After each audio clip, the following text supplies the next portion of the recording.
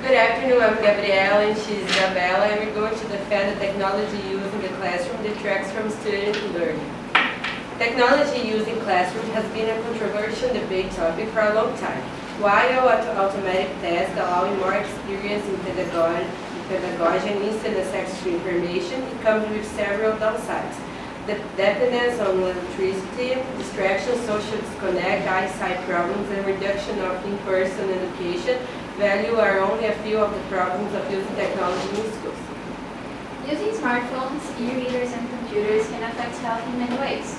Dr. Richard Sugarman, a volunteer professor of ophthalmology, stated that the extremely high contrast from these screens can cause tension headaches. In addition, staring closely at a screen for long periods of time increases eye dryness, itching, recollection, and strong blinking. Eyes also convert slightly when staring at a screen, straining the eye muscles. It is also a known fact that technology is expensive and not everyone is able to afford it. Students do not have equal access to these resources, so keeping up with the latest advances is almost impossible for someone who is not from the upper class. This creates a social divide. The quick manner in which technology becomes obsolete must also be taken into consideration, because even if someone is able to acquire, for example, a computer, a new and more efficient version will soon come out. Good afternoon, I am Isabela and this is Carolina, and we are debating against the idea that technology disturbs the students in the class. Okay, so you said that students can have problems by looking at the screen for longer periods, but from the perspective of them, this wouldn't be a problem, since they already spend 11 hours per day connected to the media. And if they have eye problems, they can wear glasses. And as I said, this material is very expensive, but in a private school, the price that people spend for the books is equivalent to the price of a tablet, for example. And public schools would have access to this advice when the government have money to pay for it. Okay, so to start, education is a very important aspect in all societies, since it is responsible for people's formation. This way, education is to be good and inspire new goals constantly. One thing that can be used to improve the education is the use of technology in class, as it can help the students to learn, making the class more interesting and less monotonous. Students' achievements can grow a lot with the use of the technology during class. Many technologies that exist today are able to bring each time more benefits for the learning process of the students. It is important to remember that school bags that kids and teenagers carry are very heavy and can be prejudiced for their health. Changing all the books for just a tablet would resolve a lot of problems. According to the Dr. Wallace Hitumini, orthopedist and column specialist, kids and teenagers are in a phase of growing, and their articulations are more suspect to external facts, such as errors in posture. The heavy bag can cause changes in posture, and even lesions in the joints. This is why a tablet with all their books in there would be much better. The tablet would be weightless and much more useful, since sometimes students need to carry a heavy book to read just 1 or 2 pages in class. And with the tablet, the kid would have all her books and would have less weight and just only one. With the tablet, kids and teenagers have the access to the internet, and so they can have a lot of more information that sometimes they are not on the books. They can search about doubts they have that maybe doesn't relate to the class. And this way they can search, find the answer, and won't interrupt the class. Another benefit is that they can have access to daily information. They can search about daily newspaper, and the information from this can contribute to the class and even open a discussion, like a debate. And not only the students, but a teacher has benefits too. Teachers can prepare classes using the applications contained on the tablet. And teacher's tablet would be connected to the digital picture frame of the class, and this way all the class can see. And they can bring videos to the class that help the learning, and these sources would make the class more dynamic and seems more interesting.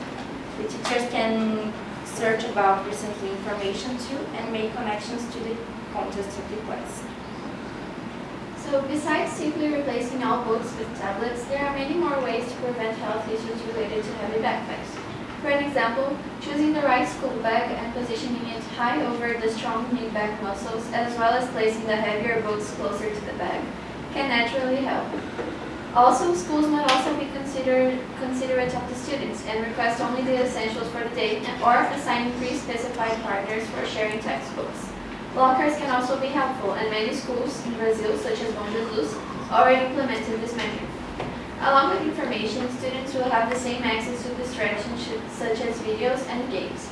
By simply researching the questions, class discussion and participation will not be encouraged, and teenagers must always be prepared to socially interact out of the virtual world. As for using apps to prepare the class, projectors are more efficient and less expensive than making sure that every single student in the class has a tablet. By using a projector and slides, teachers make sure that no one is doing anything that is not related to the subject, and that everyone is keeping up with the explanation at the same time.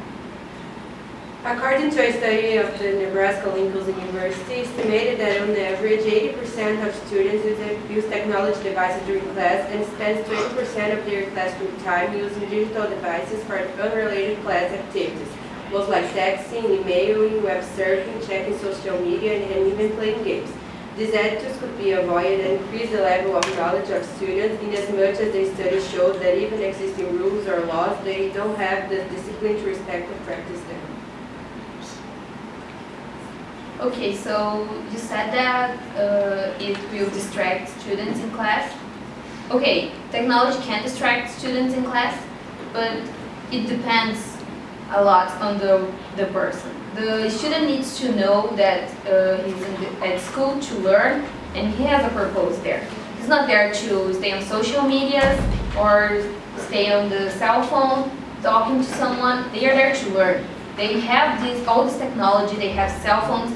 They have tablets, notebooks. They can use that for their benefits, and they need to know that what they have to do with them to not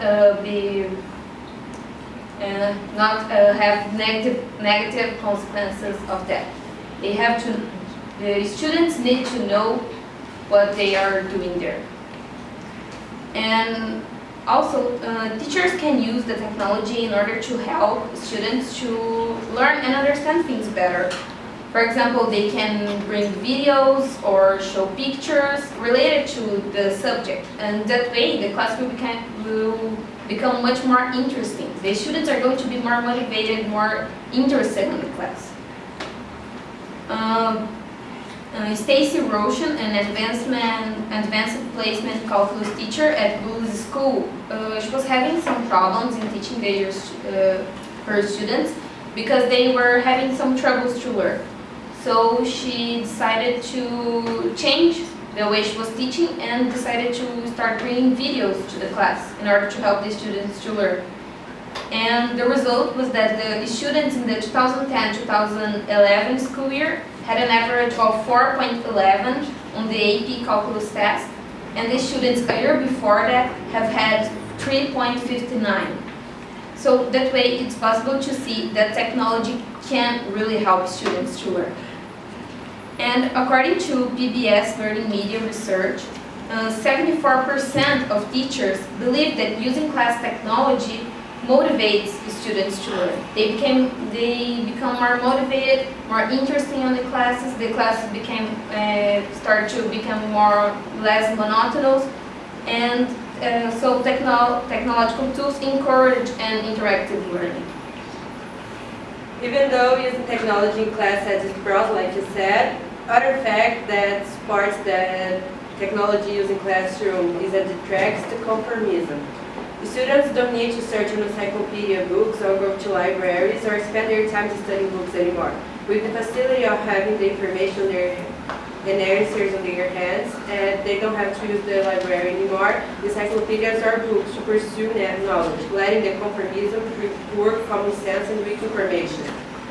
The easy is not the best way, and in the future they will become just one more person in the job market, and as they didn't spend a little of their time when students studying and learning not common sense information. In conclusion, there is no way to stop the development of the world and many educational formats. However, there must be an analysis involving health and class issues, and make sure that those negative sides do not outnumber the pros. In school, students need to learn the skills they need to succeed and interact socially with the world. And technology might not always be as valuable and healthy as in-person education, in which people can be exposed to more points of view than the one they simply Google. Okay, so you said that in the internet you can have superficial and poor information, and that's true. If you don't search things well, you are not going to get good information. You have to know what are you searching for and know how to search for it. And so analyzing all these aspects, it is possible to see that technology is really essential in classroom in order to improve schools and begin to implement a new teaching method. And a new teaching method would help the entire society, because education is the basis for everything. With no education, there is no way of society to improve. So using technology in class would help the students to learn, and that way would help the entire society.